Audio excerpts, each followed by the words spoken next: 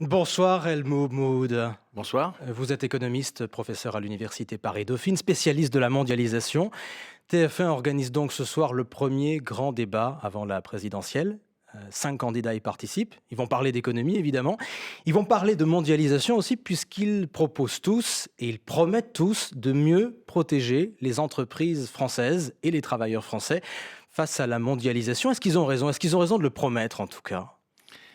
Alors qu'ils le promettent, c'est leur affaire, mais qu'ils, soient imprécis, sur les mesures proposées et leurs effets, c'est plus inquiétant parce que là, on peut retrouver un certain nombre d'illusions. On ne sait pas très bien de quoi on parle. Est-ce qu'il s'agit d'un protectionnisme uniquement européen à l'encontre des produits importés en provenance des pays d'Asie? Ce qui serait un petit peu inutile dans la mesure où on assiste aujourd'hui, depuis à peu près les années 2010 à un recul des importations, en provenance des pays d'Asie, un recul structurel qui est lié au fait que les firmes, les entreprises qui fragmentaient leur chaîne de valeur très loin tendent à les rapatrier sur une base européenne, une base Les fameuses américaine. Les relocalisations, c'est ça? relocalisations d'activités industrielles, en effet, et ça, c'est parti bien avant l'élection de Trump aux États-Unis, bien avant l'avènement de ce discours ultra-protectionniste. Donc on ne sait pas très bien quel est l'objectif poursuivi. Protéger les travailleurs, mais il faudrait être beaucoup plus précis.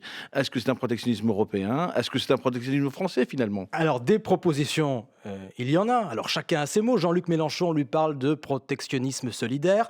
Marine Le Pen, elle, parle de protectionnisme intelligent. Ce sont les mots qu'elle emploie. Elle veut, dit-elle, instaurer une taxe de 3% sur les importations. Qu'en pensez-vous? Au Ça début existe, ça, ou pas? Oui, alors elle pourrait le faire à l'encontre des importations extra-européennes, car en effet, à l'intérieur de l'Union européenne, à moins de sortir de l'Europe, elle ne pourrait pas le faire. Et 3%, quel est l'impact de cette mesure? Je vous pose la Bah, question.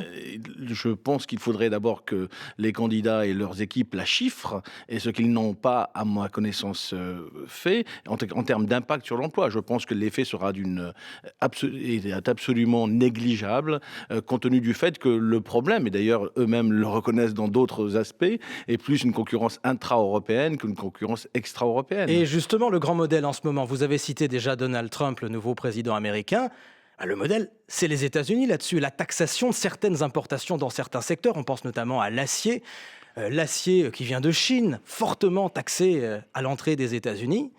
Est-ce que ça, c'est le modèle? Est-ce que ça peut être le modèle pour nos dirigeants et pour le futur président de la République française? Ça ressemble, très grandement à ce qu'on a connu dans les années 30.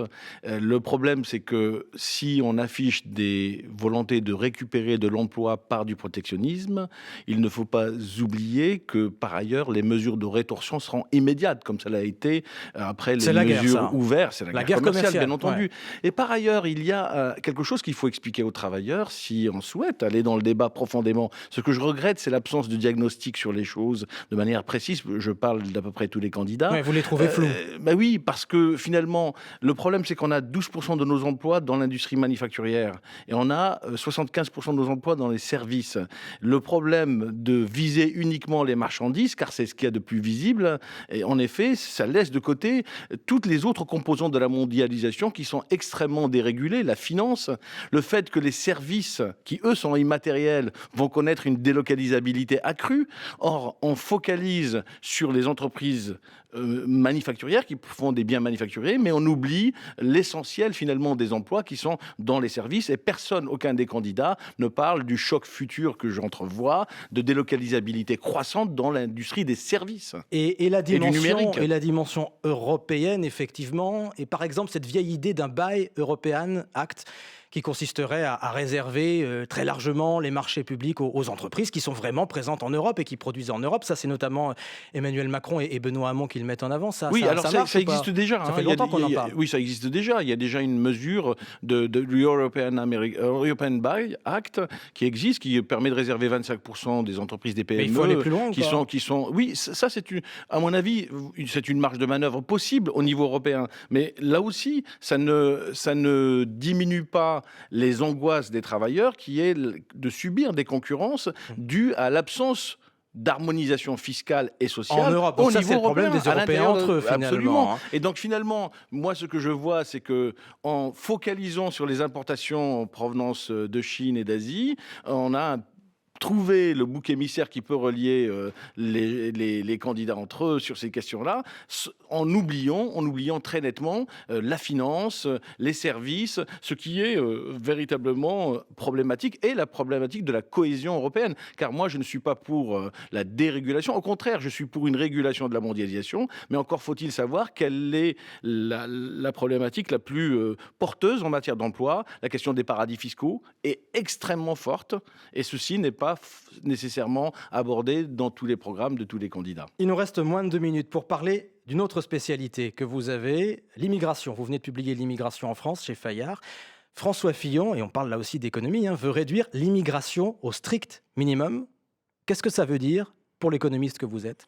Oui, là aussi, être libéral sur la finance, comme le fait Trump d'ailleurs aussi, sur une dérégulation financière totale, et puis en même temps focalisé sur les travailleurs, c'est aussi une illusion de plus. Pourquoi ? Parce que on voit qu'en France, c'est ce que je dis dans ce livre, on reçoit 200 000 immigrés par an, on a 100 000 qui repartent chaque année, on a un flux net de 100 000, et on n'a que 20 000 immigrations de travail, qui est extrêmement contrôlée et régulée, puisqu'il faut, pour pouvoir admettre des immigrés extra-européens au travail, à un emploi en France, il faut que le préfet lève l'opposabilité de la situation de l'emploi. Donc il y a une liste de métiers, il y a des métiers en tension. Disons les choses très simplement. Pour l'économie, encore une fois, est-ce que l'immigration, puisque vous avez beaucoup travaillé dessus, pour l'économie, est-ce que l'immigration est plutôt une chance ou un poids ? On ne peut pas répondre comme ça. Moi, je ne suis pas de... Et vous ne voulez pas répondre comme ça, vous, Non, je ne veux pas répondre comme ça. Il y a des aspects qui sont tout à fait positifs de l'immigration. En particulier, je vous demande de réfléchir à un chiffre. On a 320 000 emplois selon le MEDEF, 200 000